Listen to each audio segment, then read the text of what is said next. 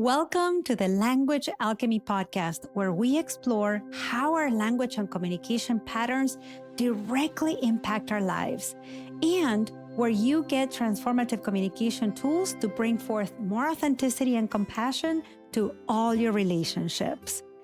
Thank you for joining me today. This is your host, Alejandra Siroka, a communication teacher and coach who is devoted to helping multicultural individuals, change makers, and couples engaged in personal growth experience the lives and relationships they long for through the power of transformative communication. Today, in episode 169, the third installment in our series exploring how to identify and transform the language of violence and aggression, we are going to talk about 4 more aggressive and violent communication habits that you may be using unknowingly. In episodes 167 and 168, we discussed 8 communication patterns that harm our relationships, patterns that are so normalized in our culture that we don't often recognize them as violent. And today, we are completing that exploration by exploring the final 4 aggressive habits, and those are stonewalling, gaslighting, passive aggression, and name calling. If you have been with me for this journey, you already know that removing the language of violence and aggression from our vocabulary is essential for creating healthy and meaningful relationships. And if you're just joining me now, welcome. I encourage you to go back and listen to the previous episodes in this series.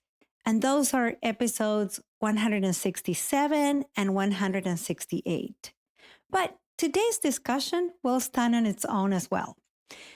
For now, let's dive into these final 4 habits and discover how to transform them into conscious, connecting communication that can give you the healthy and meaningful relationships you most want. Let's start with habit number 9, stonewalling. What is stonewalling? Well, stonewalling happens when someone completely withdraws from an interaction and they refuse to communicate or engage. As the term suggests, it's like building a wall between yourself and the other person. So if you stonewall the other person, they cannot reach you. They cannot engage with you. They cannot talk to you because you have blocked their ability to communicate with you. There are various ways of stonewalling, such as giving someone the silent treatment or physically leaving the room during a challenging conversation and not giving any explanations as to why you're leaving. Also, refusing to make eye contact to acknowledge someone's presence there, or responding with minimal phrases like fine or whatever, just to shut down the conversation. Another form of stonewalling is distracting yourself with your phone or TV or work when someone is trying to discuss something important. And while you may come from a culture in which you learn to take temporary breaks and be silent as a way to process your emotions, if you do not tell the other person out loud that this is what you learn to do and that you're going to come back to engage with them and continue the conversation, it can be seen as deeply disrespectful or a sign that they or the relationship are in serious trouble. Research done by Dr. John Gottman shows that stonewalling is one of the 4 stronger predictors of divorce. So as you can see, it can have such a devastating effect. Stonewalling generates emotional abandonment.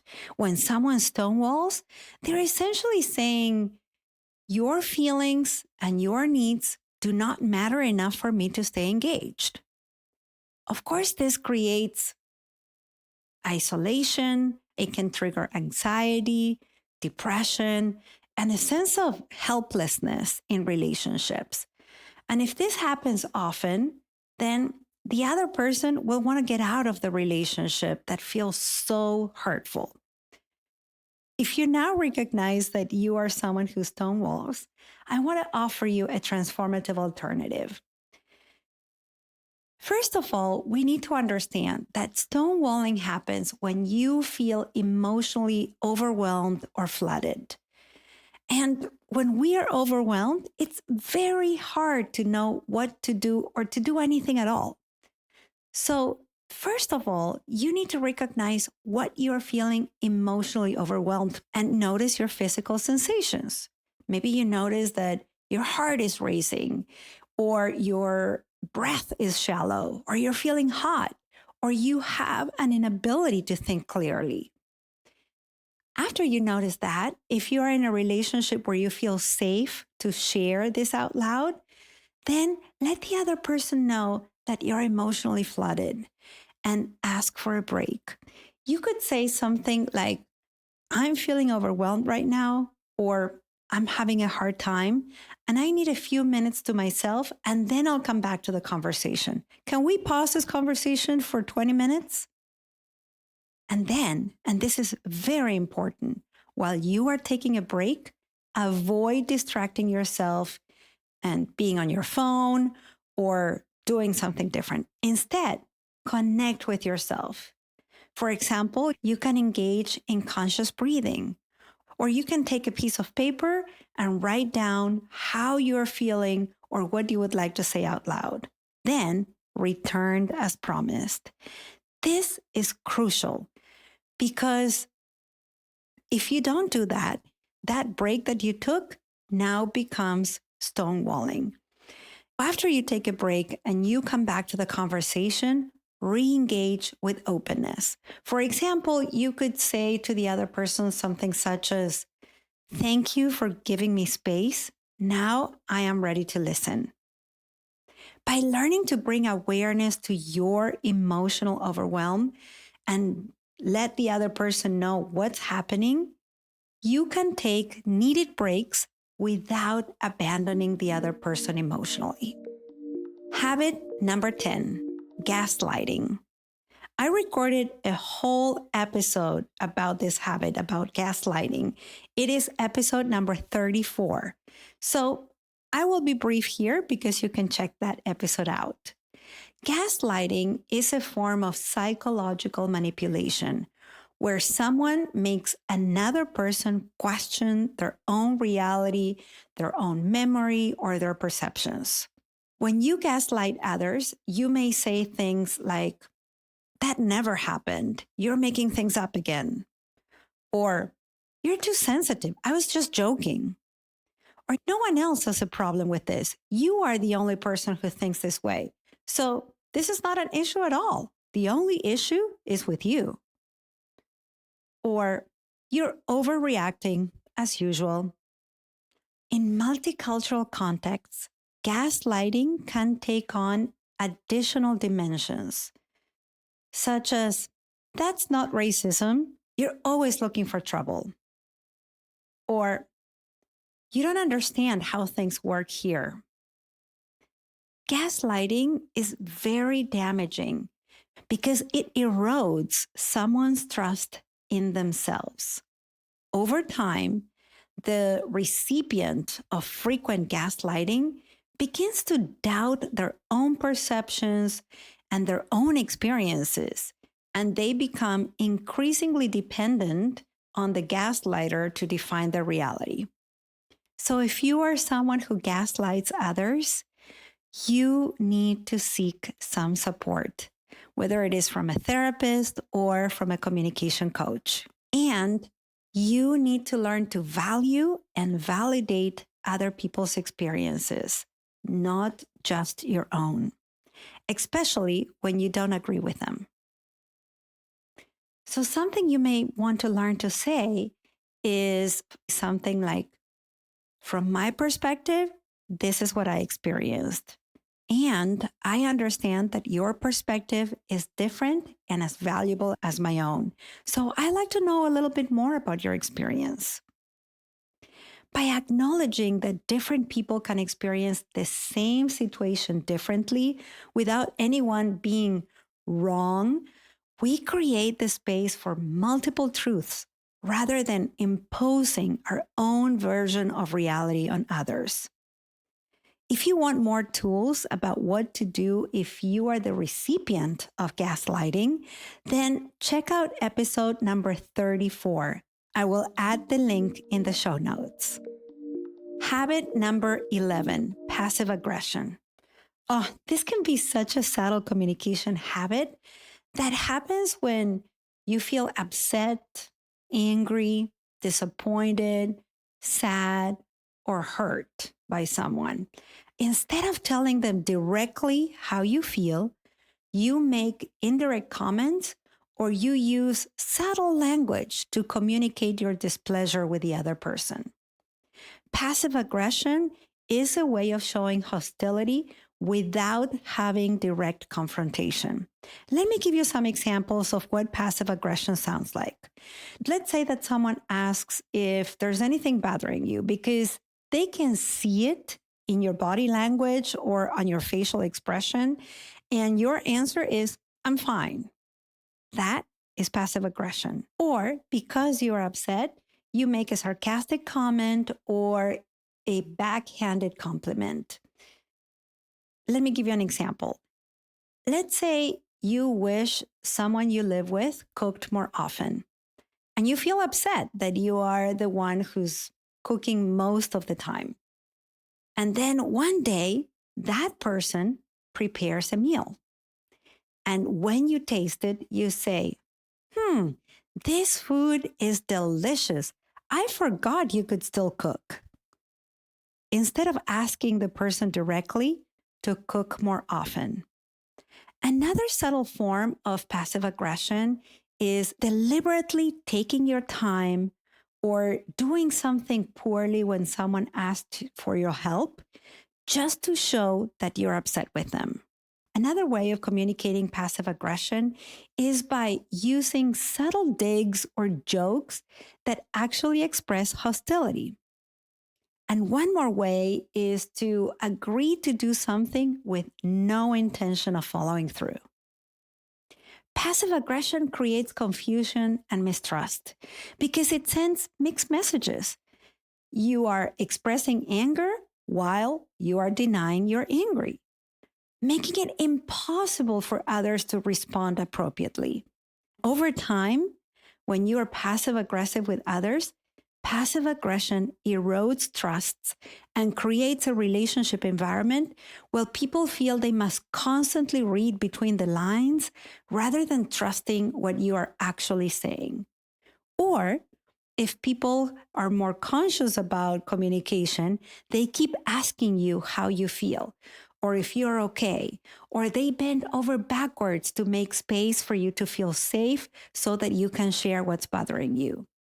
If you communicate with passive aggression, know that this violent communication habit destroys trust because it's a form of manipulation and also exerting power over the other person. So, what can you do if you now recognize that you communicate with passive aggression? Number one, acknowledge feelings to yourself first. Feelings are a human experience. It is okay for you to feel angry or hurt or resentful or frustrated. So recognize your feelings and then wait until you have done enough self-reflection that you can express yourself with kindness.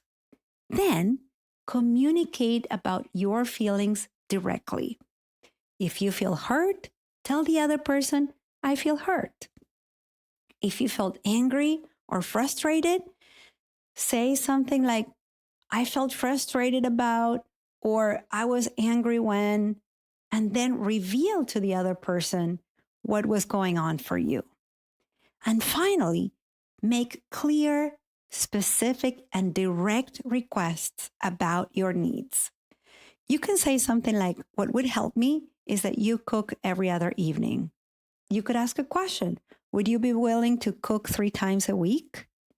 Direct communication is your remedy. Direct communication doesn't mean being harsh. It means being clear and kind simultaneously, and giving others the information they need to understand you and respond to you. And last but not least, habit number 12, name calling. Name calling is using derogatory labels to attack someone's character rather than addressing specific behaviors or issues. And again, this happens when you do not know how to communicate directly. Name calling reduces a complex and precious human being to a single negative, minute trait that may be far from the truth because guess what? It's your own interpretation, usually because you feel upset. Let me give you some examples of name calling. This is the typical insult, right? Like calling someone an idiot or a jerk or worse. Another type of name calling is labeling someone with diagnostic terms that you're not qualified to use.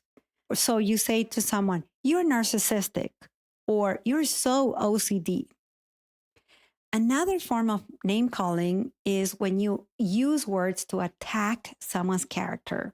So, for example, you say something like, you're lazy, you're selfish, you're just like your mother.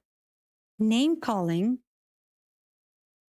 could also come in cultural or identity-based slurs or belittling someone's intelligence. And you say, are you stupid? In multicultural contexts, name calling intersects with stereotypes and prejudice, causing deeper harm and not just attacking an individual, but their cultural identity. Like saying something like, I thought you were a good dancer because you're Latinx.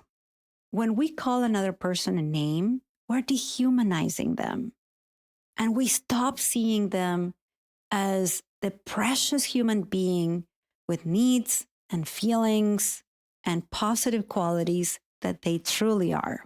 It's important to know that when we use these labels and engage in name calling, this makes empathy almost impossible.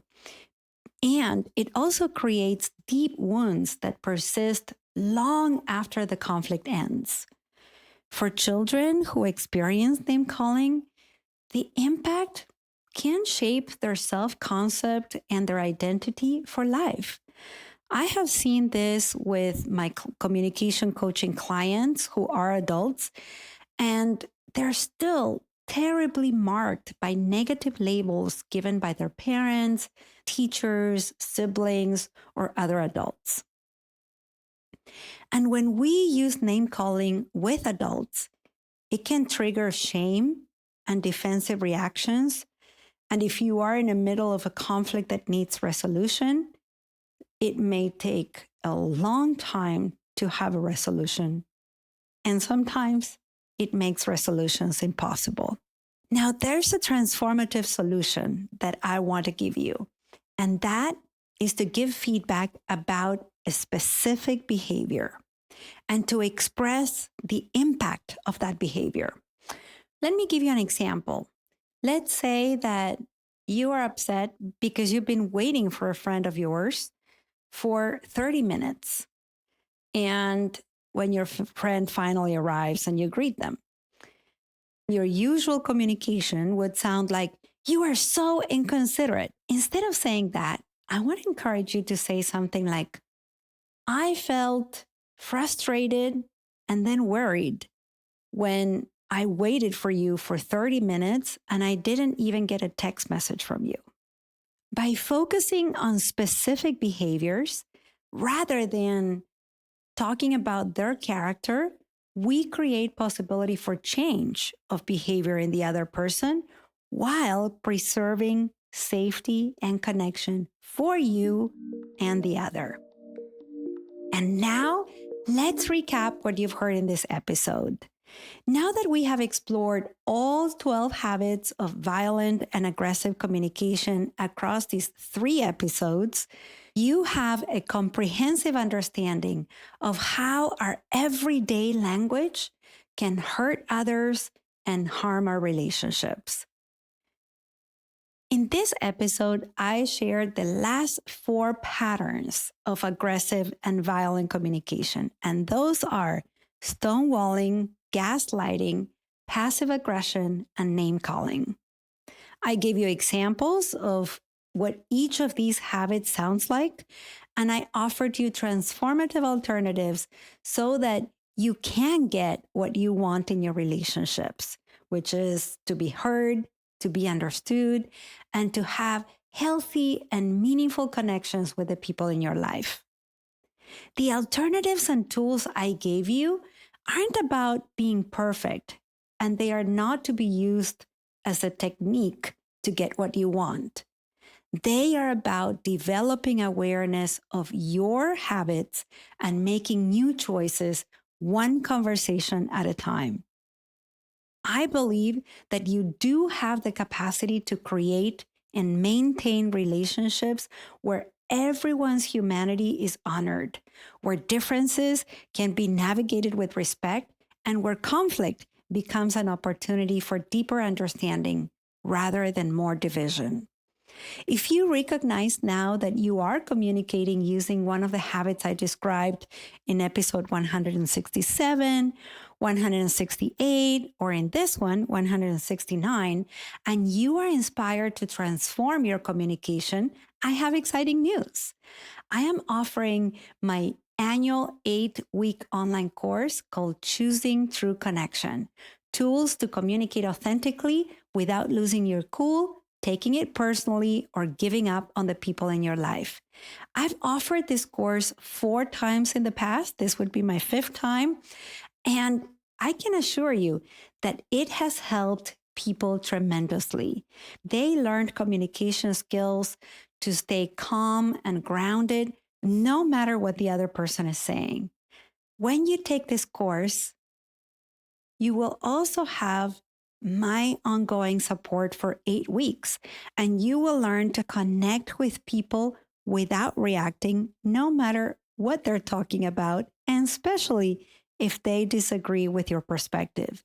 You will also learn how to interrupt or redirect the conversation in a conscious way when that is what's needed. And you will have the tools to dissolve divisiveness. I only teach this course once a year in the fall. This year, the course starts on September 20th, 2025. If you would like to learn more or you want to secure your spot, visit my website, languagealchemy.com, or click the link in the show notes.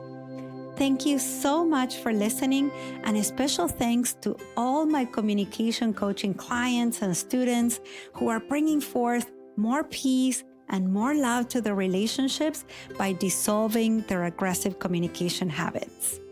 Until next episode, and as we say in Argentina, ciao ciao. Original music by Gary Lapo. You can find all links in the show notes at languagealchemy.com.